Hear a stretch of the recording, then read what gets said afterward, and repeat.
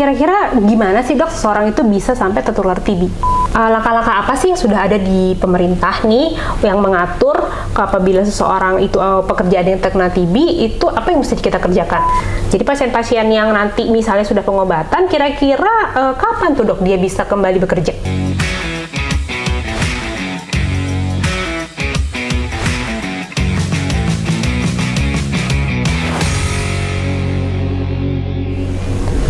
Halo sahabat sehat, kita jumpa lagi di acara Room Talk, ruang Anda untuk tahu. Perkenalkan, nama saya Dr. Anissa Dian, spesialis paru.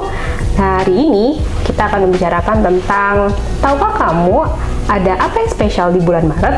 Nah, tanggal 24 Maret adalah Hari TB Sedunia. Hari ini kita akan berkenalan dengan Ketua Tim Pelayanan TB di RSUD Budi Asih, yaitu Dr. Airin Aldiani, spesialis paru. Halo dok. Halo Dr. Anissa. Ya, Dr. Airin, hari ini kita akan berbicara tentang penanggulangan TB di tempat kerja. Dr. Airin, selama ini masyarakat itu tahunya TB itu sebagai flek paru-paru basah atau apa ya dok? Mungkin dokter punya penjelasan. Oke, jadi kalau untuk TB atau TBC itu sebenarnya penyakit infeksi yang disebabkan oleh kuman. Kumannya itu namanya Mycobacterium tuberculosis. Nah itu memang dia itu bisa menyebabkan penyakit nggak cuma di paru ya dok ya, tapi di organ lain juga. Bisa di tulang, di tenggorokan, bisa di kelenjar, macam-macam dok, di semua organ. Cuman memang biasanya masyarakat kita mengenal sebagai TBC atau TB. Dan kadang-kadang ada yang taunya namanya flek paru atau paru-paru basah. Itu sebenarnya persepsi yang harus kita luruskan. Jadi kita harus menjelaskan kepada masyarakat bahwa ini tuh sebenarnya infeksi TBC. Oke, kira-kira gimana sih dok seseorang itu bisa sampai tertular TB? Oke, kalau untuk penularannya, jadi masyarakat itu menularnya itu melalui udara dok, droplet. Jadi teman-teman sebenarnya biasanya udah tahu ya kalau droplet itu apa, dari pandemi kan kita sudah banyak belajar. Oh iya, mirip-mirip ya dok? Ya, jadi dari percikan, dari batuk, bersin, bahkan sampai bicara itu bisa dok menularkan si kuman Mycobacteriumnya itu, Mycobacterium tuberculosisnya itu. Nah itu kalau sampai terkena itu bisa menginfeksi bahkan menjadi penyakit. Nah, kalau sudah menjadi penyakit itu yang disebut dengan TBC.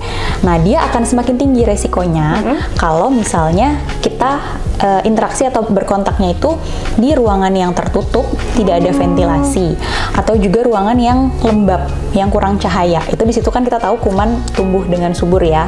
Itu dan semakin meningkat lagi itu kalau misalnya konsentrasi atau jumlah bakteri yang di setiap percikannya itu banyak.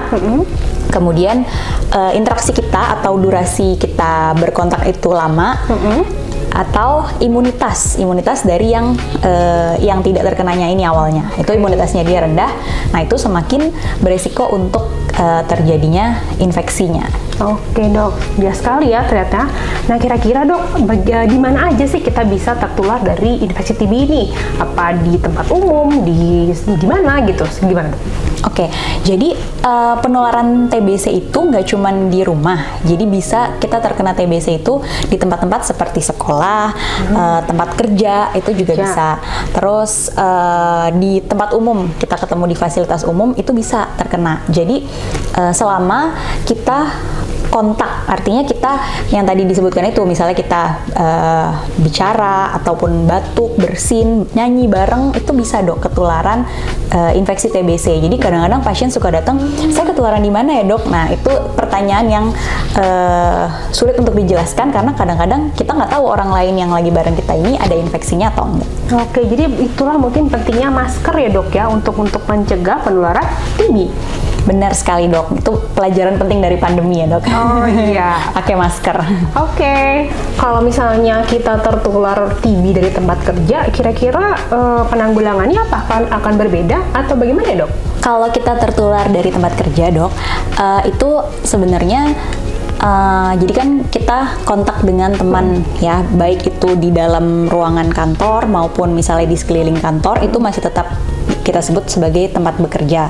Nah, apapun yang dihasilkan dari situ itu kita sebutnya penyakit akibat kerja. Nah, kalau untuk obat dari segi terapi farmakologi itu tidak ada yang berbeda. Jadi obatnya sebenarnya sama dengan pasien TB pada umumnya. Cuma nanti yang membedakan adalah sebenarnya support yang adekuat yang dibutuhkan dari penderita itu kepada pasien. Jadi supaya tidak sampai istilahnya mempengaruhi kerjanya ya.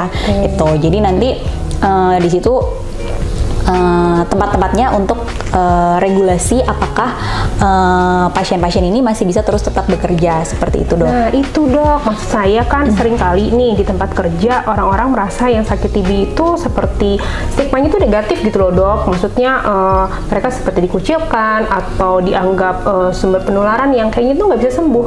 Kira-kira menurut dokter hal ini tuh apa yang bisa kita kerjakan supaya hal tersebut tidak memberatkan buat pasien TB di tempat kerja? Oke, jadi yang pertama fokusnya kalau TB di tempat kerja tadi itu penanggulangannya nomor satu itu fokusnya adalah mencegah supaya pasien itu tidak terjadi penurunan kualitas dari kesehatannya dia ya, satu. Kemudian mencegah supaya tidak ada terjadinya resistensi obat, karena kita tahu ya, jadi artinya dia harus minum obat dengan baik nih, jadi itu juga harus disupport sama kantornya. Terus juga pasien itu supaya dia tidak mengalami sampai dengan disabilitas atau sampai meninggal, jadi mencegah kematian. Nah terus kita juga harus mengurangi yang tadi itu seperti stigma, kemudian nanti dia sampai dia juga di keluarganya tidak diterima karena kan dianggapnya ini dapetnya dari tempat kerja bukan dari keluarga kayak gitu-gitu ya. Jadi banyak masalah sosial yang akan timbul. Nah itu sebenarnya kantor harus punya regulasinya. Jadi harus mensupport mereka dari segi mulai dari pengobatan, terus minum obatnya, mengawasi minum obatnya, pengawasannya gitu, Dok ya. Sampai mereka mungkin benar-benar selesai minum obat gitu ya, Dok? Betul. Nah, jadi sebenarnya udah ada, Dok, undang-undangnya mengenai TB di tempat kerja ini. Jadi ada Undang-Undang Nomor 1 tahun 1970. Wah, udah lama juga ya, Dok ya? Iya, sama Undang-Undang Nomor 13 tahun 2003. Nah, ini adalah penanggulangan TB di tempat kerja. Jadi yang pertama, tempat kerja itu harus punya komitmen. Jadi si pemberi usaha ini itu harus punya komitmen untuk menanggulangi TB. Jadi ini sebenarnya kewajiban ya dari tempat kerjanya, kalau ada yang sakit harus mampu untuk mengobati atau mempersilahkan ke tempat pelayanan kesehatannya. Betul. Jadi nomor satu itu. Kemudian yang kedua, dia harus punya program kerjanya. Jadi dia harus tahu kalau misalnya ini terjadi, dia harus melakukan apa, regulasinya apa. Seperti SOP gitu ya. Kalau ada yang terkena TB atau ada yang sakit, itu seperti apa nanti penata laksanaannya? Betul. Itu. Sama yang ketiga, dia harus mencegah diskriminasinya itu. Diskriminasinya antar karyawannya, terus mencegah juga pengendalian infeksinya supaya karyawan yang lain juga nggak saling tular-menular. Nah, kalau seperti itu, seperti kita juga harus memperkuat dari sosialisasi ya, Dok ya. Artinya di bagian perusahaan tersebut, baik HRD-nya maupun kliniknya harus memiliki sarana untuk sosialisasi dari penyakit TB ini dong. Benar sekali, Dok. Itu nanti masuk ke sebenarnya itu dari pemerintah ya, sudah ada menjelaskan bahwa apa-apa saja sih gitu yang harus di ini. Nah itu termasuk nomor satu yang paling utama itu adalah sosialisasi dan edukasi, Dok. Oke, Dok, jadi sebenarnya langkah-langkah apa sih yang sudah ada di pemerintah nih yang mengatur apabila seseorang itu pekerjaan yang terkena TB itu apa yang mesti kita kerjakan? Oke, jadi sebenarnya ada strategi dari pemerintah untuk penanggulangan TB di tempat kerja. Jadi yang strateginya itu singkatannya TEMPO. Jadi temukan pasien, kemudian pisahkan secara aman dan juga obati secara tepat. Jadi intinya kalau ketemu itu kita langsung pisahkan dulu sama teman-teman kerjanya, kemudian kita tetap berikan dia pengobatan supaya dia bisa kembali lagi. Nah, cara menemukannya, jadi pasien TBC ini kan harus kita cari. Jadi kita harus bisa menegakkan diagnosisnya secepat mungkin. Oh, jangan sampai sekelilingnya juga tertular maksudnya ya, Dok? Benar. Ya? Nah, itu dia harus pertama, jadi kita harus bikin pemeriksaannya yang rutin.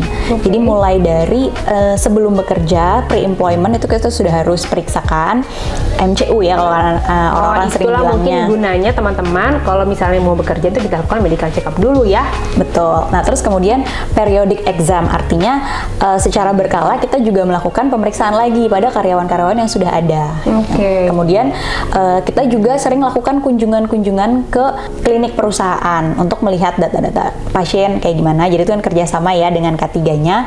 Dan kalau memang ternyata nanti ada pasien yang sudah menjalani pengobatan, nah itu kita harus dukung dia gitu. Jadi pemberi usaha itu harus memantau pengobatannya, memantau sampai hasil, memantau sampai pasien bisa sembuh gitu. Oke, karena TB bisa disembuhkan.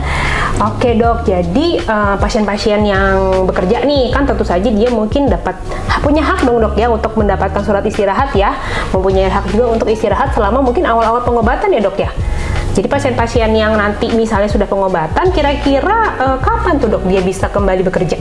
Oke, jadi itu namanya fit to work. Biasanya memang pasien kalau datang ke tempat kita itu mereka minta, dok saya minta surat fit to work. Oke. Itu nanti bisa kita berikan. Jadi kita sebagai dokter yang merawat pasien ataupun dokter spesialis atau dokter perusahaan itu juga boleh dok. Itu kita bisa memberikan surat fit to work. Nah, fit to work itu artinya apa?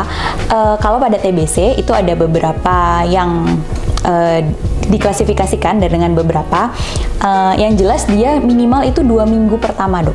Oke. Jadi 2 minggu pertama itu wajib untuk istirahat semua pasien TBC, baru setelah itu bisa dinyatakan bisa kembali bekerja. Nah, kalau misalnya dari awal dia datang itu dengan dahaknya negatif atau BTA-nya negatif, itu pasiennya dan selama pekerjaannya itu tidak mengganggu, jadi itu bisa kita dia bisa tetap kembali bekerja seperti biasa. Oh, jadi langsung. Oke, jadi saya bisa tambahkan bahwa pada penderita TB kita perlu pemeriksaan dahak ya dok ya? Ya betul. Jadi diagnosis utama kan kita dari dahak. Biasanya dahak sama ronsen ya. Nah, kalau dahaknya negatif, artinya sebenarnya dia resiko penularannya rendah. Nah, itu ingat-ingat resiko penularannya rendah. Jadi walaupun rendah tapi tetap kita obati ya kalau memang klinisnya sesuai TBC. Nah, itu nanti di situ kalau misalnya dia pekerjaannya itu tidak mengganggu pengobatannya, itu dia bisa kembali bekerja langsung. Jadi boleh langsung bekerja. Kalau misalnya dahaknya positif awalnya, boleh nanti meminta rekomendasi dari dokter yang merawat atau dokter spesialisnya. Ya, jadi dokter perusahaan atau dokter yang merawat, sorry. Jadi rekomendasinya gimana nih? Nah, kalau misalnya ternyata itu jadi kalau yang kerjaannya tidak mengganggu pengobatannya ya dok ya. Kalau misalnya pekerjaannya jadi mengganggu pengobatannya, nah nanti kita sebagai dokter yang merawat itu kita boleh memberikan artinya rekomendasi bahwa dia saat ini tidak bisa kembali ke pekerjaan lamanya. Nah tapi kita bisa menyarankan pekerjaan apa yang bisa dia lakukan. Oh, artinya kita menyesuaikan dulu dengan pekerjaannya itu selama awal-awal pengobatan gitu ya dok ya? Betul, sampai pasiennya ini bisa kembali ke pengobatan ke pekerjaannya lagi. Oh, jadi setelah kita ambil waktu gitu 2 minggu dok ya untuk penyesuaian dulu dengan pengobatan. Ibaratnya kita membuat si kuman-kumannya itu lebih sedikit gitu dok ya, supaya tidak ada beresiko untuk tertular di tempat kerja. Baru pasien tersebut atau pekerja tersebut bisa kembali lagi bekerja. Gitu ya dok ya? Iya. Nah tapi kadang-kadang ada juga dok yang memang dia tidak bisa kembali sama sekali. Oh, itu kenapa dok kira-kira? Iya, maksudnya kalau misalnya pekerjaannya ini ternyata berisiko menularkan teman-teman lainnya. Jadi kita bilang bahwa ini dia bisa digantikan, misalnya dia rekomendasinya gitu dok ya. Jadi misalnya dia apakah dia jadi dipindahkan dulu posnya sementara kan kayak gitu bisa ya. Jadi sebenarnya itu kebijakan dari si pemberi usahanya. Nah, jadi inilah pentingnya edukasi untuk pemilik perusahaan atau tempat kerja bahwa beberapa tingkat dari penyakit TB ini tidak semuanya harus berhenti dari tempat kerja, tapi satu bisa kembali fit kedua hanya perlu penyesuaian gitu ya dok ya. Betul. Oke, aduh jelas sekali dokter Airin ya. Mudah-mudahan itu akan membantu teman-teman untuk sahabat sehat untuk mengetahui bagaimana sih pelaksanaan TB di tempat kerja. Oh iya dok, terakhir nih, kira-kira apa sih kunci keberhasilan dari pengobatan TB di tempat kerja? Jadi kunci keberhasilan pengobatan TB di tempat kerja yang pertama yang jelas adalah komitmen. Jadi harus punya komitmen si pemberi usaha ini dalam memberantas TB di tempat kerja. Nah ini sebenarnya komitmen ini sudah ada perjanjiannya antara Kemenkes dengan Kemenaker. Jadi bukan hanya urusannya kesehatan tapi juga urusan semua untuk memberantas TB. Kemudian yang kedua harus punya regulasi.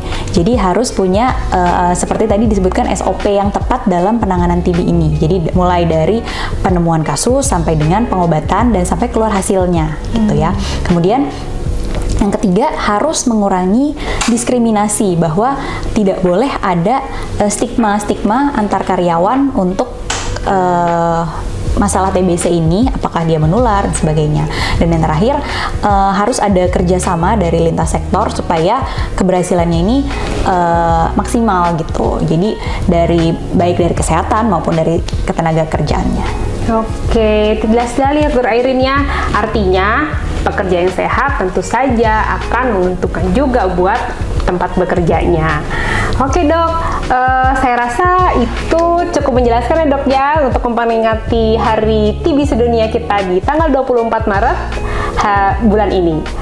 Dokter Anissa, saya boleh memperkenalkan tos TB nggak? Oh iya, gimana tuh dok? Ya, tangannya gini. Tos TB, temukan, obati, sampai sembuh tuberkulosis. Oke, sampai jumpa di acara Room Talk berikutnya.